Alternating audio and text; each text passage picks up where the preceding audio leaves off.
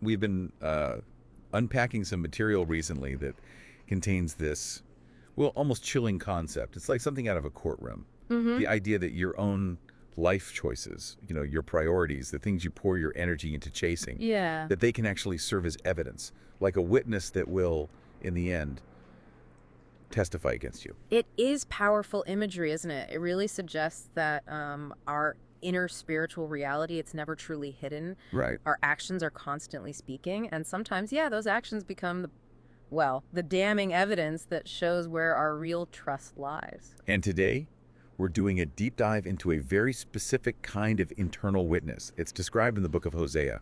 Oh, yeah. Specifically, chapter 5, verse 5. The text says flat out that Israel's own arrogance testifies against them. Ah, yes. And this is so critical to grasp. We're not just talking about, simple boasting or maybe a personality flaw. We're exploring a really profound spiritual arrogance, deep-seated refusal, actually, to acknowledge God for who he is. So our mission today. Yeah, our mission is to really understand this ancient type of unbelief, to trace how it showed up back then, idols, political alliances, that kind of thing. And that. And then crucially, hold up that mirror, see how maybe this same kind of pride plays out in our lives today, in our work, our families, how we make decisions. Tracking the modern reflections of that ancient pride. Okay, so to really get the weight of that testimony, we have to understand the charge itself. Exactly. Hosea 5 is pretty clear the relationship is broken because Israel failed to recognize and honor their God, their provider. It's the heart's refusal. That's absolutely where the breakdown starts. Okay, so let's unpack that. What exactly was this arrogance? If you were living back then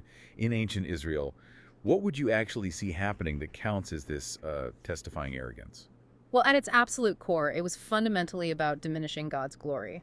Just refusing to treat the Lord as their true king, Their king. their deliverer, their ultimate defender and provider, all of it. But wait a second.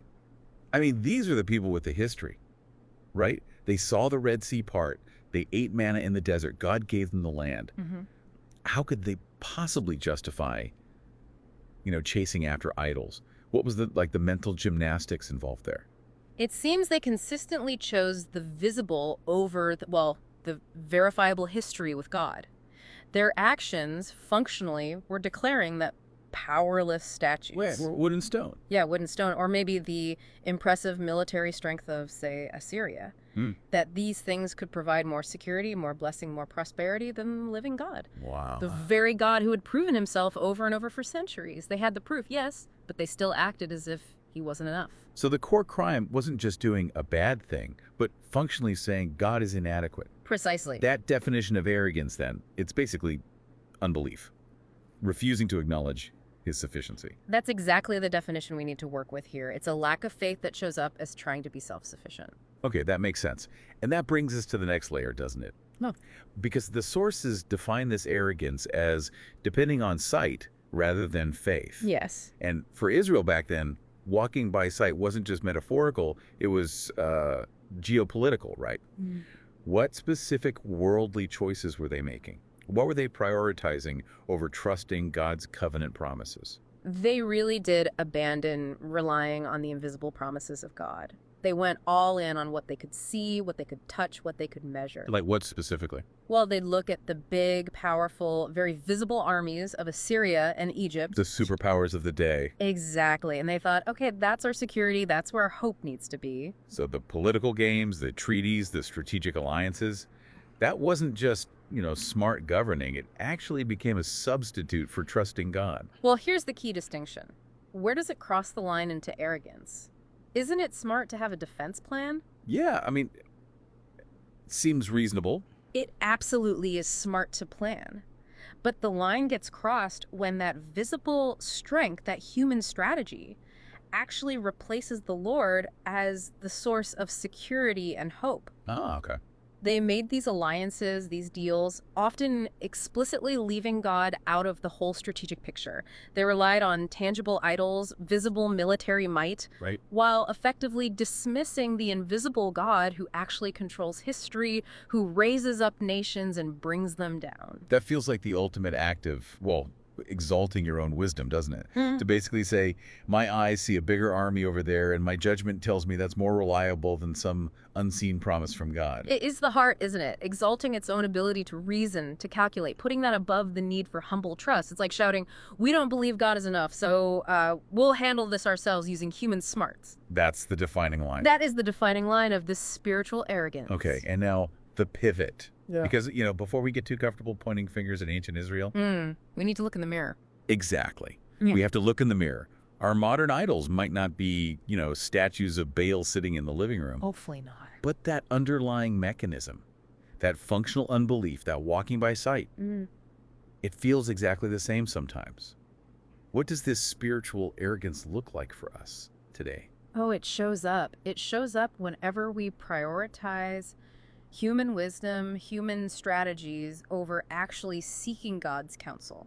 Can you give an example? Sure. Think about Christian parents today. Now, they rightly want their kids to do well, get good grades, get into good schools, have successful careers. Nothing wrong with that desire. Of course. But the danger creeps in when that relentless pursuit of prestige, of the world's markers of success, starts to completely overshadow the clear call to seek first the kingdom of God. So it becomes the only thing that matters, or the main thing. Exactly. And prayer. Prayer maybe becomes a last resort, when the grades slip or the application gets rejected, instead of being the very first step in guiding that child's future. It sounds like we're functionally demoting God. Like, he's not the CEO of our lives anymore, just maybe a helpful consultant we call when things go wrong. That's a really good way to put it. And the priorities we set, think about it, the late night studying, the obsessive focus on test scores, the huge financial sacrifices we make for certain secular goals. Yeah. Those choices become the evidence. They testify. They end up saying, we trust human effort and academic systems maybe more than we trust God's sovereign plan and his promises, like in Matthew 6.33. Okay, that hits close to home.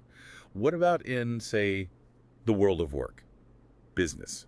Because for a lot of people listening, that's where the daily grind is: strategy, growth, competition. We see the very same pattern. Think about Christian business people who, read all the latest best-selling business books. They follow the advice of worldly gurus. Which isn't necessarily bad in itself. No, not inherently wrong at all. But they do all that while failing to seek the Lord's counsel first about their business ethics, their expansion strategy, their future direction. So our detailed strategy document, our spreadsheets, our endless effort to copy the latest market trend, that becomes the focus. And that entire approach, it testifies. It says, we believe human expertise and, a really well-executed corporate plan are the main guarantees of success, not necessarily God's provision or his blessing. Right. We end up operating as though God doesn't have much to say about our quarterly reports or our 5-year plan until, like you said, we hit that sudden dead end or crisis. Yeah.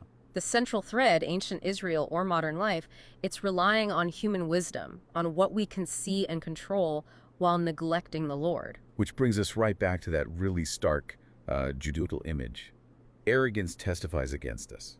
It's kind of a terrifying thought, isn't it? That our everyday decisions, our priorities, they serve as courtroom evidence of what we really rely on. It is our reliance on human reasoning, on our own understanding over humble dependence on God.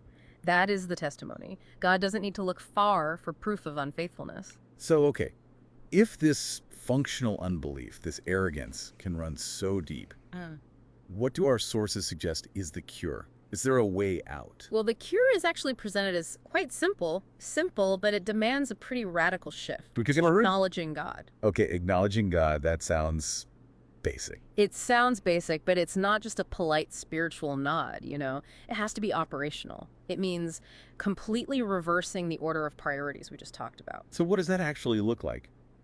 Practically, during the week? It means turning to him first for guidance in every decision, whether it's choosing a school for your kids, hiring a new employee, deciding where to invest your money. Before you make the pro-con list. Before the pro-con list. And it means thanking him actively for every provision, big or small, and consciously surrendering both the successes and the struggles into his hands, actively fighting that temptation to lean only on what we can see or what we think we know from human wisdom. It sounds like a kind of declaration, a surrender of our own intellect and maybe even our emotional reactions. It absolutely is, and it's captured so perfectly in that instruction most of us know from Proverbs. Trust in the Lord with all your heart, and lean not on your own understanding. In all your ways submit to him. And he will make your paths straight. To truly acknowledge him in all our ways means humbly rejecting that pride of self-sufficiency. So Israel's story in Hosea, it's this powerful, maybe uncomfortable mirror for us. It warns us about the danger of this specific kind of pride, this arrogance. Yes. But the invitation is still there, isn't it? God disciplines his children, the text suggests, but always with the goal of drawing them back to dependence on him. And that really is the final contrast, isn't it? Israel's arrogance testified against them in God's court, but humility, that conscious dependence, that testifies in favor of the believer. How so? When we finally surrender that pride of, I can handle this myself, and instead acknowledge the total sufficiency of Christ in everything, that's when we step onto the path of real life, the path he makes straight. So what does this all mean for you listening right now? Well, the challenge, maybe the provocation for you this week is this. Take a hard look at your current priorities and decisions. Your career strategy, your financial planning, your family goals, your educational pursuits. Are these actions right now testifying against you? Are they showcasing your primary reliance on human wisdom, human strength, what you can see and control? Or are they testifying for the total sufficiency, the faithfulness, the trustworthiness of the God you claim to serve? That's the question. That is a profound question and definitely something worth exploring this week.